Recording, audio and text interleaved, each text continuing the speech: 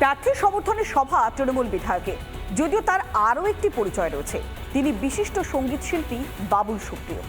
তারপরেও হরিণঘাটা বিধানসভার অন্তর্গত দরাবপুর হাই স্কুলের মাঠে দেখা গেল না কোনো কর্মী সমর্থকদের ভিড়। একেবারে ফাঁকা মাঠে সভা করতে হলো বাবুল সুপ্রিয়কে। সভা থেকে মুখ ফুসকে আচমকাই বলে বসলেন বিজেপিকে ভোট দিতে। জানিয়ে শুরু হয়েছে ইতিমধ্যেই জোর চর্চা।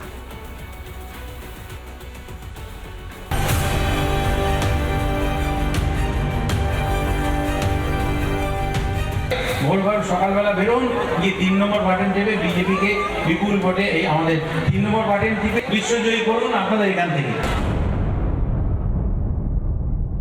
শুনলেন তো কি বললেন বাবুল সুপ্রিয়? বিজেপিকে ভোট দেওয়ার বার্তা বাবুলের। আগামী 20 মে পঞ্চম দফার নির্বাচন। বনগাঁ তৃণমূল প্রার্থী বিশ্বজিৎ দাসের সমর্থনে নির্বাচনী প্রচারে আসেন বাবুল সুপ্রিয়। হরিণঘাটা বিধানসভার অন্তর্গত দরাবপুর হাই স্কুল মাঠে তৃণমূলের নির্বাচনী সভায় বক্তব্য রাখতে গিয়েই এমন কাণ্ড ঘটালেন তৃণমূল বিধায়ক বাবুল সুপ্রিয়। এই চাঁদ একদম গনগনে হয়ে ওঠার আগে ভোরবার সকালবেলা বেরোন, গিয়ে 3 নম্বর বাটন টেপে বিজেপিকে বিপুল ভোটে এই আমাদের 3 নম্বর বাটন টিপে 2 নম্বর বাটনটা ছেড়ে দিন। 2 নম্বর বাটন ছেড়ে আরো এগিয়ে যান, জীবনে এগিয়ে যেতে হবে।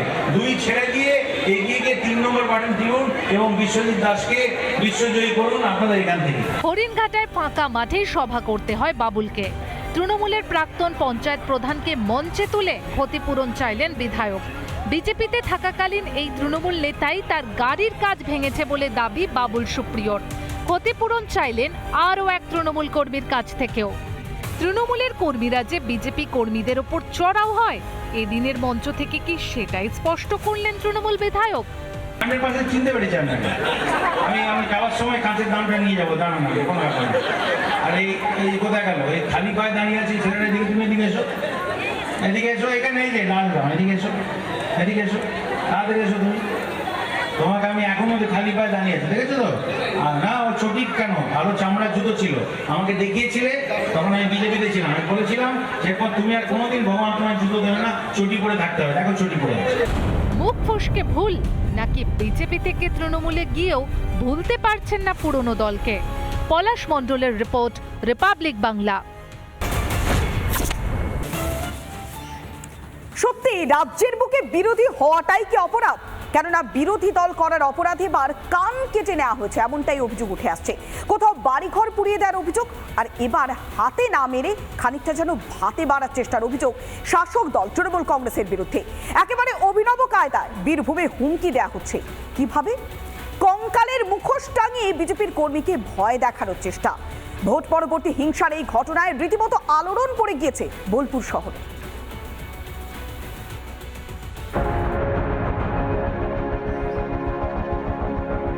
মুখোশ, বিজেপি কর্মীর বাড়ির সামনে খুঁটিতে টাঙানো মুখোশ। বীরভূমে নির্বাচন পর্ব মিটতেই কি তাহলে বিরোধীদের কণ্ঠরোধের চেষ্টা, নাকি বিরোধী দল করার জন্য পরোক্ষভাবে খুনের হুমকি দিচ্ছে শাসক? বিজেপি সক্রিয় কর্মী, তার বাড়ি হচ্ছে এটি, এবং এখান থেকে খুব বেশি হলে 100 মিটারেরও কম দূরত্ব, 100 মিটারেরও কম দূরত্ব, সেখানে কিন্তু এই যে খুঁটিটা রয়েছে, এই খুঁটিতে কেউ বা কারা এই একটি মাথার খুলির মুখোশ লাগিয়ে দিয়ে গিয়েছে। হঠাৎ করে কেন একজন বিজেপি সক্রিয় কর্মী তার বাড়ির দিকে মুখ করে এরকম একটি মুখোশ লাগিয়ে দেওয়া হলো? স্বাভাবিকভাবেই তারা কিন্তু কোথাও একটা আশঙ্কা করছেন যে তাদেরকে ভয় দেখানোর চেষ্টা হচ্ছে। মুখোশ দেখে রীতিমতো ভীত বিজেপি কর্মীর পরিবার। এটা একদম তৃণমূলের কোনো ইয়ের থেকে এটা করেছে, মানে যে সমস্ত যে ছেলেরা সবই এরাই করেছে। কেন করেছে?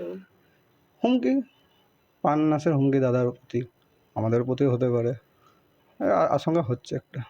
আগেও দাদাকে একটা হুমকি দিয়েছিল, দেখা যাক।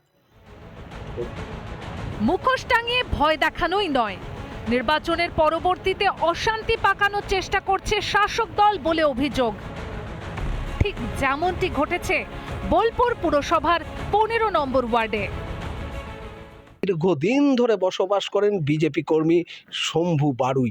তারই বাড়িতে গতকাল আগুন ধরিয়ে দেওয়া হয়েছে। এই টিনের চাল বাড়ি, এই যে এই বাড়িতে এখানটাতে কিন্তু আগুন ধরিয়ে দেওয়া হয়েছে। পাড়া প্রতিবেশীরা তারা কোনো ক্রমে আগুন নিভিয়েছেন রাত্রি, গভীর রাত্রে, এবং সমস্ত কিছু পুড়ে ছারখার হয়ে গেছে। বোলপুর লোকসভা কেন্দ্রে ভোট পরবর্তী হিংসা। শম্ভু বারুইয়ের অভিযোগ, তৃণমূলের তরফে তাকে ক্রমাগত হুমকি দেওয়া হচ্ছিল। রাজা ওরফে বিশ্বজিৎ সিংহ রায় আর পিয়াল শেখ, এই দুজনকে আমি চিনি। আরও তিনজন সঙ্গে ছিল, 5 জন ছিল টোটাল। তারা 12:30টার সময় আমাকে ঠেট করে চলে যায়, তারপরে 2টো নাগাদ এটা হয়। ঘটনার প্রতিবাদে বোলপুর চৌরাস্তা মোড়ে পথ অবরোধ করে বিজেপি।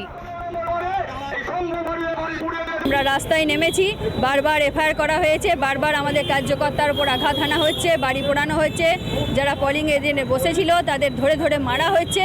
সেই কারণে আমরা বাধ্য হয়েছি পথ অবরোধ করতে। অভিযোগ উঠলেও তা খণ্ডন করছে শাসক দল।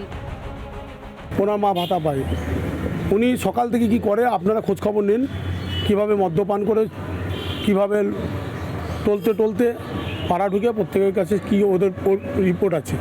আর আমরা এই ধরনের ঘটনার সঙ্গে কোনোদিনই যুক্ত হতে পারি না। আমাদের এখানে সবাই আমরা শান্তিপূর্ণভাবে থাকি। বলতে পারেন, এ রাজ্যকে বিরোধী শূন্য করতে পারলে কার লাভ?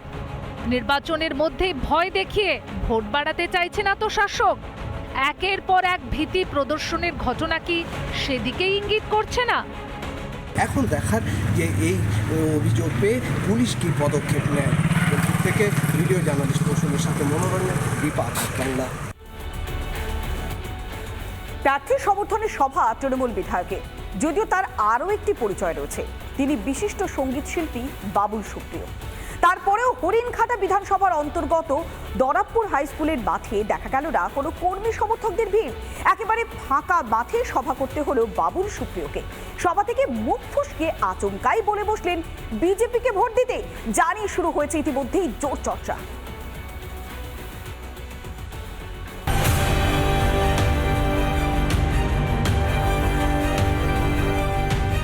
ভোরবার সকালবেলা বেরোন, গিয়ে 3 নম্বর বাটন টেপে বিজেপিকে বিপুল ভোটে এই আমাদের 3 নম্বর বাটন টিপে বিশ্বজয়ী করুন আপনাদের এখান থেকে। শুনলেন তো কি বললেন বাবুল সুপ্রিয়? বিজেপিকে ভোট দেওয়ার বার্তা বাবুলের। আগামী 20 মে 5ম দফার নির্বাচন। বনগাঁ তৃণমূল প্রার্থী বিশ্বজিৎ দাসের সমর্থনে নির্বাচনী প্রচারে আসেন বাবুল সুপ্রিয়।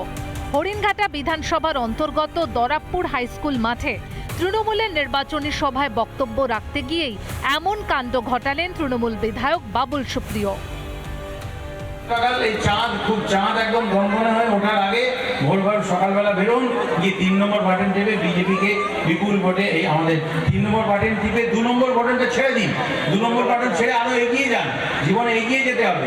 2 ছেড়ে দিয়ে এগিয়ে গিয়ে 3 নম্বর বাটন টিপুন এবং বিশ্বজিৎ দাসকে বিশ্বজয়ী করুন আপনাদের এখান থেকে। হরিণঘাটায় ফাঁকা মাঠেই সভা করতে হয় বাবুলকে।